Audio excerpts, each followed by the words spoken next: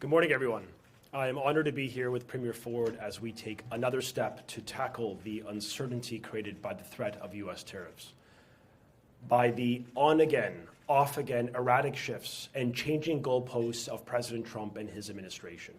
Through it all, Premier Ford has been clear, I've done this before, guys, that Ontario will stand up and fight. And that includes taking our message directly to the American people, that we can be stronger together, that our economies are built on shared trade, investment, democratic values, and cooperation, that America directly benefits from Ontario's clean, reliable, and affordable electricity grid. For years, Ontario has exported power to the U.S., supporting jobs and businesses on both sides of the border. We've kept the lights on in American homes, in American factories and farms. But when we as Canadians are under attack, we will use every tool in our toolbox to fight back for the good of Ontario and Canada. And today we send that message, that Ontario workers can never be taken for granted, that if the United States chooses to target us, they will feel the pain and pressure too, and that is leadership. And that's why over the past days, we have worked to implement Ontario's plan to follow through on our Premier's commitment to stand up for our country and to fight back against this unjust attack on Canada's economy and sovereignty. And with that, it is my honor now to turn it over to the Premier, Doug Ford. Thank you so much. Well, good morning, everyone, and I just want to thank the Minister of Education, Minister of Energy. I couldn't let that slide after calling me the President for that introduction. And thank you all for joining us here this morning. I want to begin by congratulating Mark Carney on winning last night's leadership race for the Liberal Party of Canada. It was an overwhelming win, actually. In doing so, Mark Carney will be our next Prime Minister.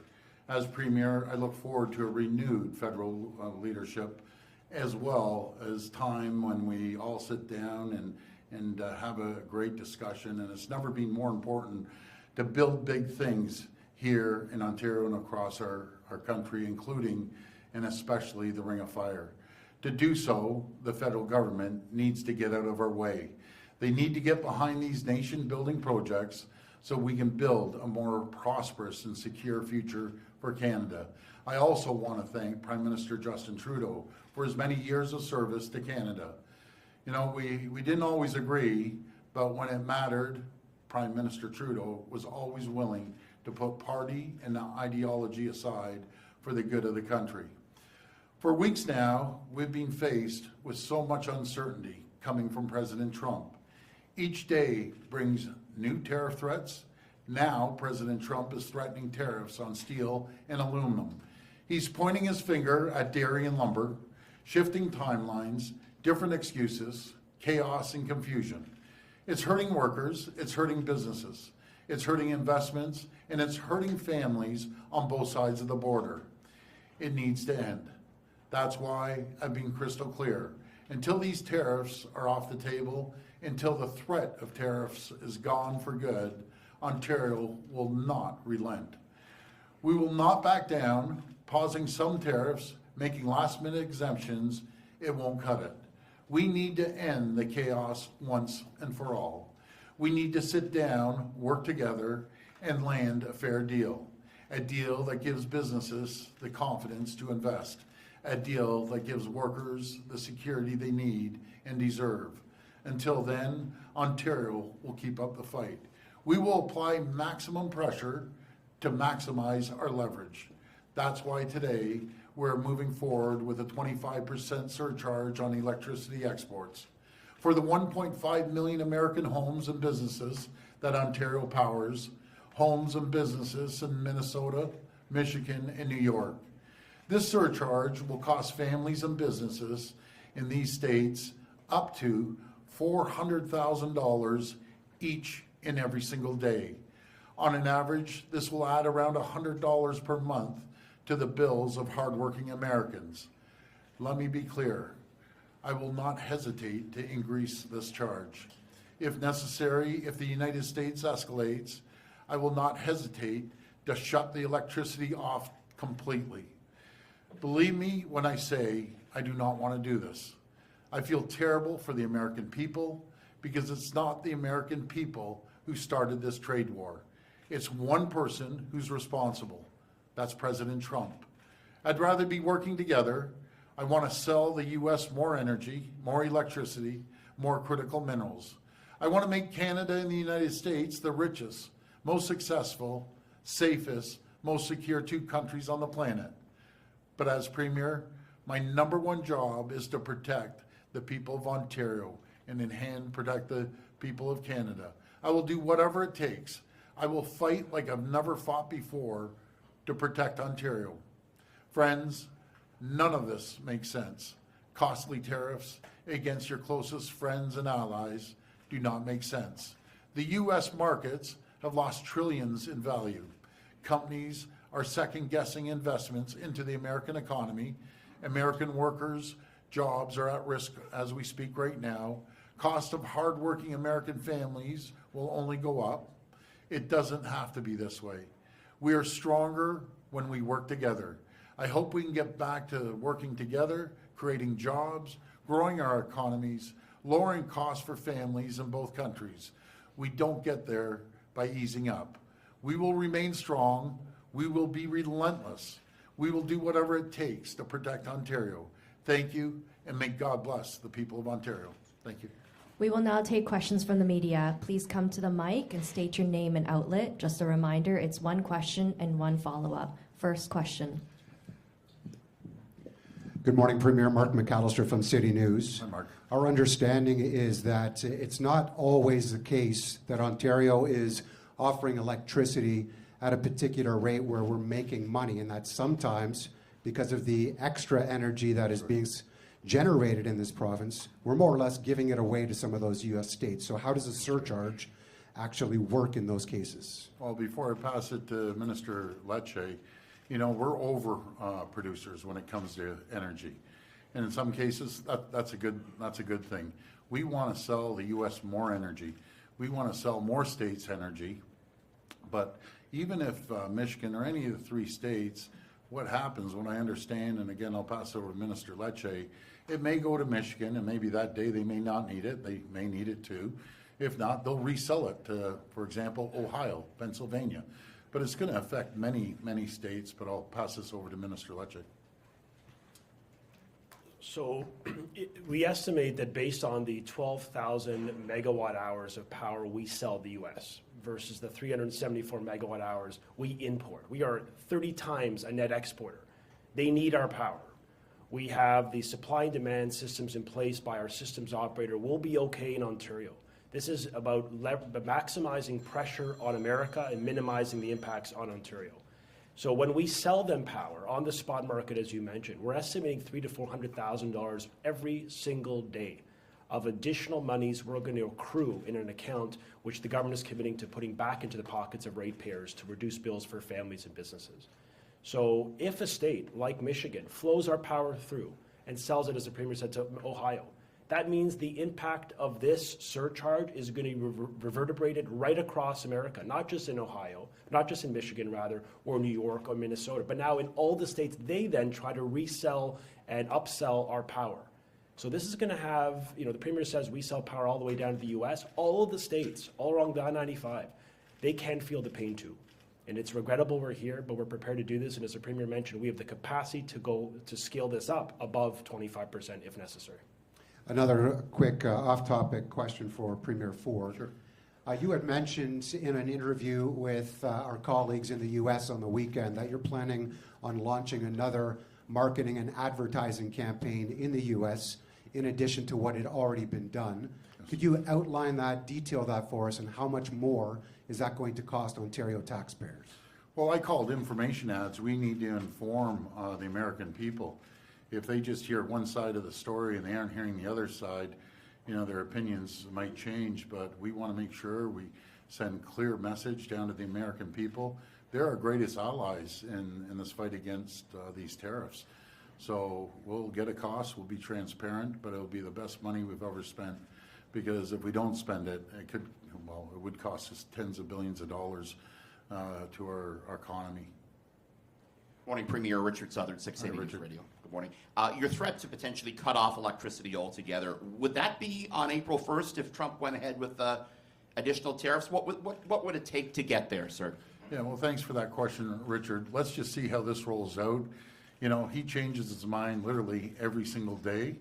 So I just wouldn't want to give you an exact date, but make no mistake about it. If he continues to attack our province, our country, taking jobs, families' paychecks, food off their table until they can't pay rent, I will do whatever it takes to maximize the pain against the American, and I hate saying Americans because it's not them, against President Trump. You know, so many Americans I speak to and the elected officials and even the 3 governors I've talked to recently, you know, I start off with apologizing we're in this position, that we have to do this. And they fully understand. They do not agree with President Trump. Republicans do not agree, at least the ones I speak to, do not agree with President Trump, but they're too scared to go out there and say it publicly. It's a shame. We have to put an end to this. On today's surcharge, you know, it's all well and good in the winter when we are exporting energy, but do we not need to import energy in the summer? And if there is some retaliatory tariffs, if this stretches on, is there concern about what this could cost Ontario come the summer months, sir? Well, we'll make sure we have enough energy for ourselves. That's the #1 priority. And we're going to continue expanding our energy capabilities here in Ontario. Hi, Premier. Barbara with QP Briefing. Hi, Barb. So we did have an increase in the use of natural gas as a source of energy here in Ontario, and a big part of this natural gas do come from the States.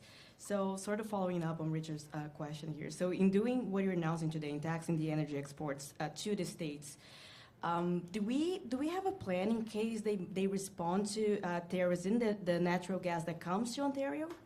Well, I think you're talking about Line 5 that starts in Alberta, comes through the U.S. and up through Michigan. Again, that's Canadian oil. You know, I'm very confident we have enough natural gas, and we're going to build on that. Do you know who's to be blamed for not having gas?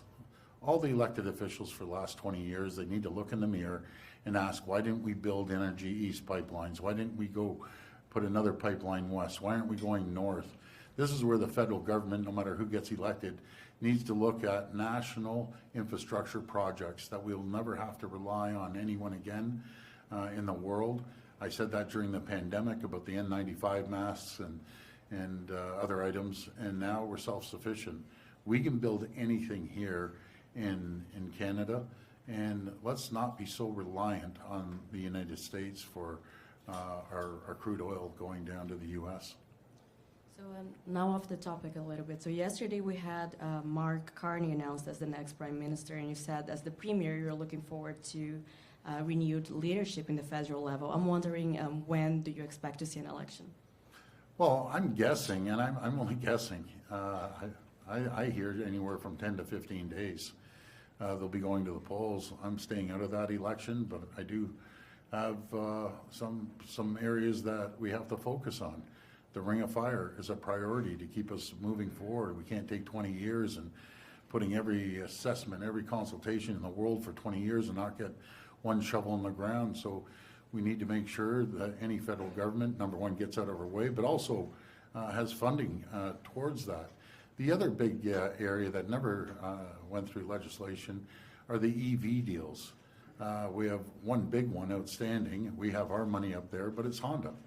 You know, it's over a $15 billion deal, and the head person from Honda is flying in to make sure that whoever's in charge, the federal government, gets this deal done. It's a tax credit. I got to explain to the people. We're asking the federal government to give a tax credit, not a big chunk of money. And it's a very simple philosophy. You don't give the tax credit, all of a sudden the 4,200 people from Honda get up and leave, multiply that by 5, there's only 20,000 jobs at risk for a tax credit. So I will be all over all the leaders about making sure they commit to the tax credits, because look what we're up against. We're against President Trump, but will do everything he possibly can to attract these businesses down there. He'll do everything he can to get permits quicker for mining until they can be self-sufficient. We need to make sure we compete And we need to have a wartime effort per se. And not military wartime, but economic wartime efforts. We can't be dilly-dallying around, taking 10, 15, 20 years to get permits. And we need to give certainty to companies like Honda and any other company that wants to invest in here that they will have a tax credit. Good morning, Premier. Fatima Syed with the Narwhal. On Friday, BC Premier Eby said he'll be working closely with Ontario and the federal government to develop a coordinated approach to energy export tariffs. Yes. Can you tell us what that coordinated approach looks like and what Ontario's role is? Well, first of all, I want to thank Premier Eby. I think they see income, if I remember correctly, about $1 billion. But it's not just Premier Eby. It's Rob Canoe, Premier Canoe, which is an absolute champion in Manitoba. We also have to look at Premier Legault. I have a call into him before I walked in. And then anyone else. I think New Brunswick ships some energy, Newfoundland. There's a whole bunch of us that ship energy down to the U.S., and we have to maximize it. And then we have to remember the 4.3 million barrels of oil that's coming from Alberta. As Premier Smith said on her comments, I think over the last couple of days, she has the trump card. Well, message to Premier Smith, one day I think you might have to use that trump card and give approval for an export tax. Because you want to talk about a trump card, that will instantly change the game. Instantly, when the Americans, and I know the Americans, all of a sudden their gas prices go up 90 to $1 a gallon, they will lose their minds. So we need to at least put that in the window, but I don't direct any of the premiers, I don't direct any of the provinces, it's Team Canada, and that's going to be strictly up to Premier Smith to make that decision or not. And going back to a previous colleague's question, you mentioned that energy will be a priority and you want to reduce dependency on U.S. energy. The plans Ontario has proposed so far, that your government has proposed so far, are pretty time-consuming. Building nuclear facilities is going to take a long time. How do you plan to increase those efforts in the wake of all of this? Well, I'll hand it to Minister Lecce because he could probably condense it a lot quicker than I could, but we have a very, very strong plan, and I understand what you're saying, but it's not just nuclear, it's a multiple of different areas of energy, but I'll hand it over to Minister Lecce.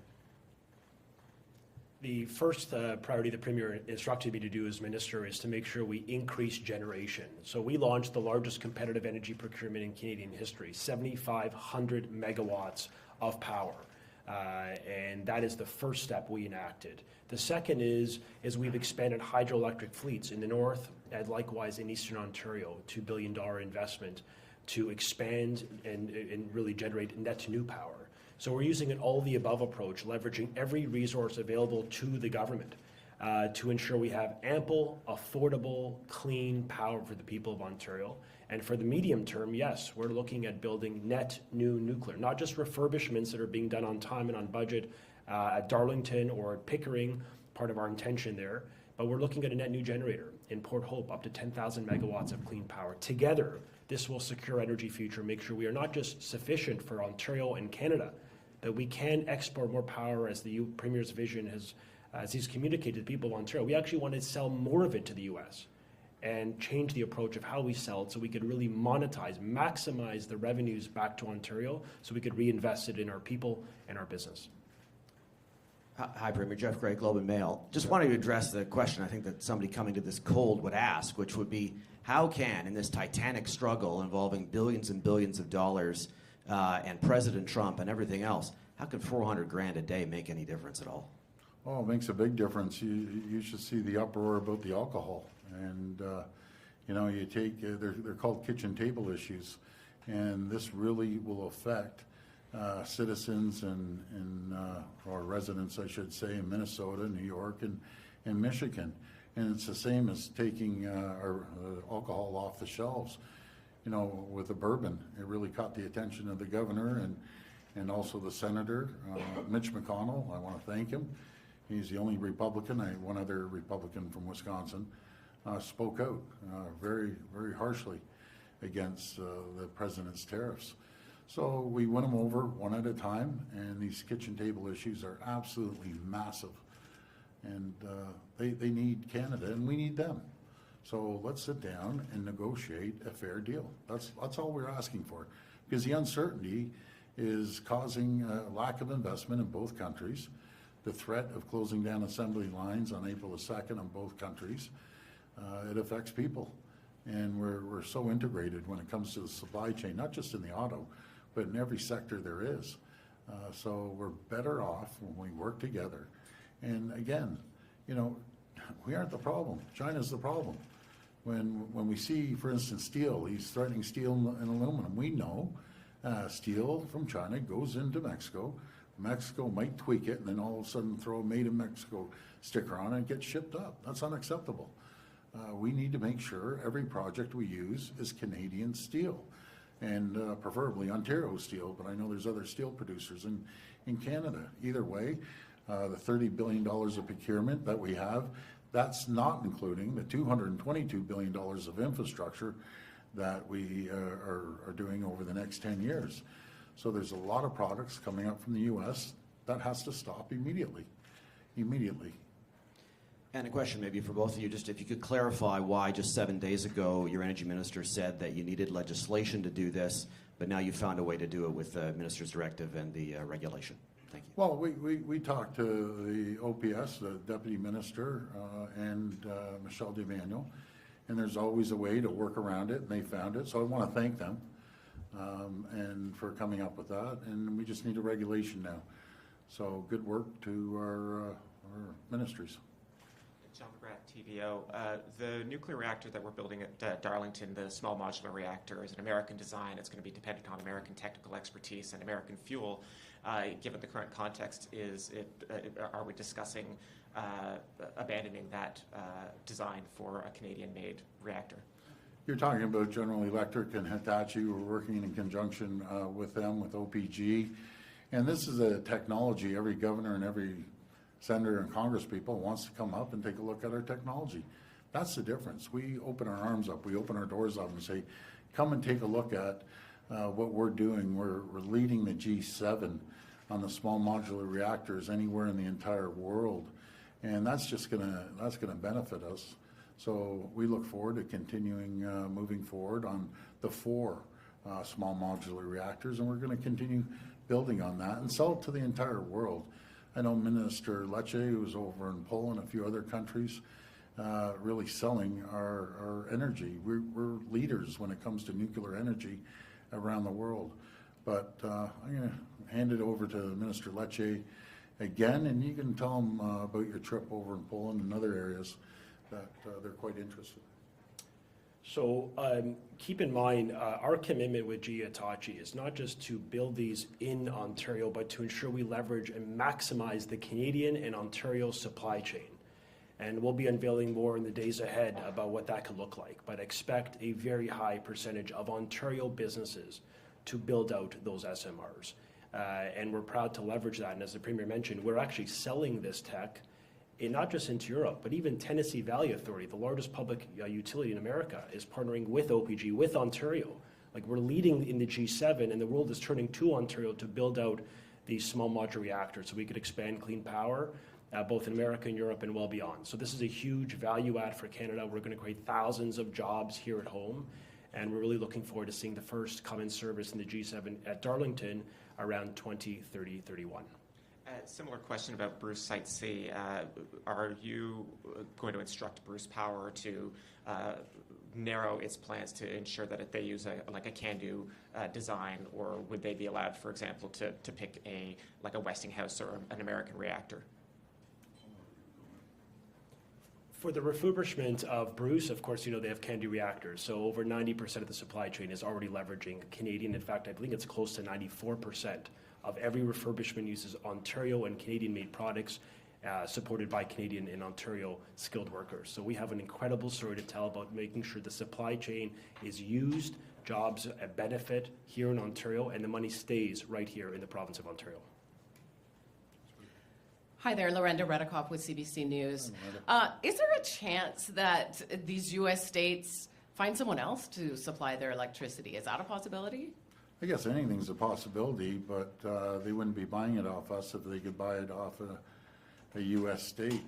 we have to also build up our storage capacity, and we're working along with other provinces, be it Manitoba, which I always say Premier Canoe is an absolute champion, so is Premier Legault, and we're all working as Team Canada. So we're going to continue increasing our energy because we're going to need it. We're going to need it here in Ontario and to our neighbors. But wouldn't it be great if we get through this and we can sell more energy, more critical minerals to our U.S. friends and allies down there to make the AMCAN fortress even stronger? So that's what we're looking forward to working with our colleagues in the provinces and in the U.S. states. We have to get through this tariff threat. You talked about the tariff threats that are to come, dairy, lumber, aluminum. I know this is primarily federal, but what are you looking at going forward that you can do on a provincial level? Well, communicate. And if you ask the average American, do you know that you only produce 16% of the aluminum in the U.S. that you need? They wouldn't know that. Do they know that 50% of high-grade nickel that they use for their military and aerospace and other manufacturing comes from Ontario? They wouldn't know that either. So we have to be out there just hammering the message over and over and over again until they can put maximum pressure on their local congressperson, their senator, or their governor to voice their opinion. Good morning. So we've been told that it may be impossible for Ontario to cut off electricity supply to the U.S. Could you explain to us what it would take to get it done? Again, we just have to reduce the amount of energy we're outputting right now, and it wouldn't be nuclear, because if you turn down the nuclear reactor, it could take 6 months. But hydro, we could slow that down. And yes, it is possible. We've done our due diligence and made sure, is it possible? And the answer is yes, we can do it. Premier, will you release a full budget sometime this spring with the full economic and fiscal updates and projections that we normally get in a budget? Yes, we'll have a full budget coming forward. I believe we're going to be going back in the House. I think it's April 14th, I believe. And we'll present that budget and we'll move forward. It's going to be a very, very good budget. It will focus on the people of Ontario, taking care of them, protecting them, making sure that we have sufficient funds through new revenues that we see, as simple as the $400,000 a day, which is a big chunk of money that will be going back to ratepayers and business owners, as Minister Lecce said. But it's going to be focused on protecting Ontario and protecting Ontario jobs and communities and businesses. That's what this budget's going to be all about. Hey, good morning, Premier Colin DeMello from Global News. Last week, the Ontario Chamber of Commerce said that up to 6% of businesses that they represent are thinking about leaving and perhaps relocating to the United States. We don't know if they're big or small. I'm wondering if you are aware of any business, big or small, that is looking at relocating to the United States as a result of this current tariff climate. Well, I've heard the same comments, Colin, when 70% of someone's business or 80% of someone's business is being tariffed, and they have a concern. But I feel if we can get these tariff deal off the table, or these tariffs off the table, I should say, and get a deal, a USMCA deal, and sit down and negotiate it, the Americans need us as much as we need them. I sat down with a bunch of auto part manufacturers, and they're big companies that have plants in the U.S. and in Canada. And their number one comment is, even if companies had to go to the U.S., they don't have the workforce to fill the jobs.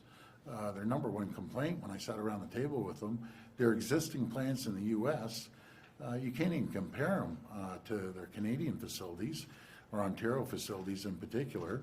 Production's a lot higher up here. We're outproduce them. We have a better workforce. And they were saying a lot of times they don't even show up to work, and they can't get people.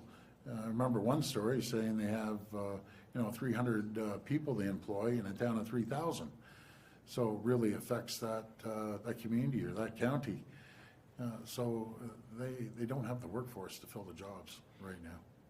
If there is a business that employs a large number of people in Ontario, as an example, that was thinking about moving to the United States, is the Ontario government willing to give them any kind of incentive financially to ensure that they stay here, similar to what maybe Honda or Stellantis or any others have received? Yeah, great question, Colin. And we'll put every option on the table to protect the jobs here in Ontario, because there's reciprocal jobs that come from those jobs. You know, the auto sector is 6 to 1, 7 to 1. Other areas might be 4 or 5 to 1. And we'll do whatever it takes to protect the people of Ontario and their jobs. I said before, during the election, I won't spare any expense to make sure that we take care of the people of Ontario and the businesses here, as we did during the pandemic. Hi, Premier. Rob Ferguson, Toronto Star. Hi, I just Rob. wanted to go back at something that was asked earlier, which interests me for years. It's in the summer, especially if we get a hot, humid summer, which we haven't really had for the last 2 years. But were we to get one this year, and we're importing power from the States, I didn't hear a definitive answer on what's going to stop us from this electricity surcharge backfiring on us if states impose that. So can you or Minister Lecce address that, please? Sure, I'm confident that we'll have enough electricity even on the hottest days, but without getting into the weeds, I'll pass it over to Minister Lecce. So we sell 12,000 megawatts per hour of power into the U.S. market. We bring in 374 megawatt hours. We are a 31-time net exporter. So we are well positioned to impose this. We have sufficient, in fact, we have very strong supply and demand capability in Ontario. Remember, we have the capacity, including with natural gas and other levers, to dial up if we ever need more power, peak power. We have the ability. We do this every day in the summer or the coldest days of winter, or whenever there are high demand on the grid. So we have the infrastructure. It's why the all-the-above approach is critical to maintaining reliability. So the IESO is fully confident in their capacity to keep the lights on for Ontarians, and we're going to keep selling and keep producing the power for Ontario first. And as I mentioned, we're not just hoping for the best, we're leveling up. The largest public competitive procurement, expansion of hydroelectric, expansion of refurbishment of our nuclear fleet, Pickering, Darlington, and the consideration of Bruce C, net new, and the largest generator. All this, short-term, long-term, positions us well to be a net energy powerhouse. And the vision, frankly, once we can get through this madness with President Trump, is to sign long-term deals, make large amounts of revenue for Ontarians, and put this critical commodity to good work, good use for the people of Ontario. Right now, we think there's a lot more opportunity left on the table under the old system we inherited, which is why we're committed to changing it and improving it. All right. When you just stay up there for a sec. So when you mentioned that that high ratio that we have, that we export way more than we import. Yes. So, couldn't there be periods of time where we are still importing? Like that's not a constant ratio. It does change from time to time. So isn't there the prospect that we could get burned at certain times? No, because we actually signed an agreement with Quebec on winter-summer energy exchanges, which allow us that we produce more power during one season, they produce less. We already have a connection and a commitment from Quebec. We sell them power, they sell us power on a need basis in winter, summers based on our peaks. We have backup generation capability, which few provinces have. I mean, look, some have argued to get rid of our backup generators, like natural gas. If we did that, we wouldn't be in the basis on the hottest day of the summer, pre-Trump, to fire up that insurance policy and keep the lights on for all of our businesses and families. We're well positioned to do this. We've thought ahead, and the Premier's enacted the largest storage investment in Canadian history, 3,000 megawatts of power to store power so that we could use it when we need it, including on those hot days of summer or cold winter days. All right, thank you. Hello. With a Swiss television question for Premier Ford. What about the long-term consequences? Are you worried that it might be the beginning of the end of a long friendship between your two countries? No, I don't think we're there yet. I talked to a tremendous amount of Americans. They totally disagree with what President Trump is doing. Staunch Republican Trump supporters totally disagreeing with President Trump on this policy. So I think we have a strong relationship. It goes back over 200 years. We have 900,000 Americans living here full time, 800,000 Canadians living down there. We visit millions and millions of visits back and forth across the border. So I believe this is going to continue on being a strong relationship, because it's not the people, it's the president. What could you say to persuade Donald Trump? I would say, you know, one of his measuring sticks are the markets. The markets have dropped trillions of dollars. He has to understand. He's a smart guy. He may like him or dislike him, but make no mistake, he understands the markets. And Secretary Lutnick, Secretary of Commerce, understands the markets. And they also understand when the big three auto executives come in and say, you're going to shut down assembly plants on both sides of the border within 5 to 7 days. That's the supply. And he also understands when the other sectors were so integrated, the supply chain, when they come back and say, you just can't all of a sudden flick on a switch and create an auto plant overnight. It just doesn't work that way. So the more we explain the supply chain, and the more other people explain the supply chain to him, he has to understand. Even lumber. You know, this lumber war's been going on, you know, for the last 20 years. But the cost of homes are going to go up because they need our lumber. They need our aluminum. Just imagine if all of a sudden we shut down the lumber, shut down the aluminum, the steel, the oil, you know, the uranium from Saskatchewan, the potash, the nickel. It'd be a disaster down in the U.S. It'd be an absolute disaster. You know, he is trying to push us into a recession. That's how bad this is going to get. All because of one person. Everything was hunky-dory before. Everything seemed to be moving forward. Markets are up. Everything's going pretty good. Jobs are being created on both sides of the border. He gets in. Market slides. Threats of assembly plants going down. Manufacturing going down. People are going to lose their jobs. Inflation's happening all over the place. Because why?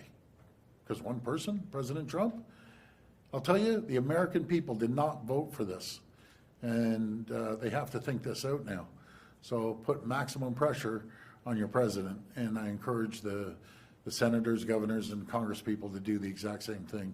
Because there's one way this is going to go if he goes full steam out. It's going right downhill for both countries. This will be the last reporter. Good day, Premier Minister. Premier, last week you said that you were directing the deputy ministers to go through their ministries to see if there were other contracts, Starlink aside, with U.S. companies that could be canceled. So I'm wondering if any progress is being made on that front. Are any more contracts going to be canceled, and what is the value of those contracts? Yeah, thank you for that question.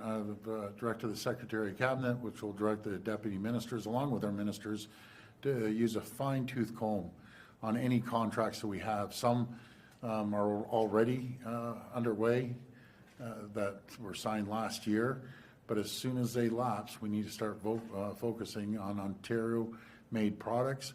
And if we don't make them here, then we look across the country. If we don't make them across the country, I get it. You know, like there's some things we just can't get. But we do have 51 countries that we have tariff-free agreements with. Let's start diversifying our trade. We've been doing that, but we need to amp it up twice as much now. Okay, thanks. And during the election campaign, you made a number of promises for the city of Ottawa. Voters there didn't exactly embrace those promises. Yeah. Your party didn't win a seat there. So I'm just wondering if your government will still go ahead with things like uploading the Ottawa LRT and the other promises you made for that city. Yeah, you know, we did win a seat. We won one seat, lost a couple, but you know what, we're going to sit down, I believe, and once we commit something to move forward, but isn't that a disappointment?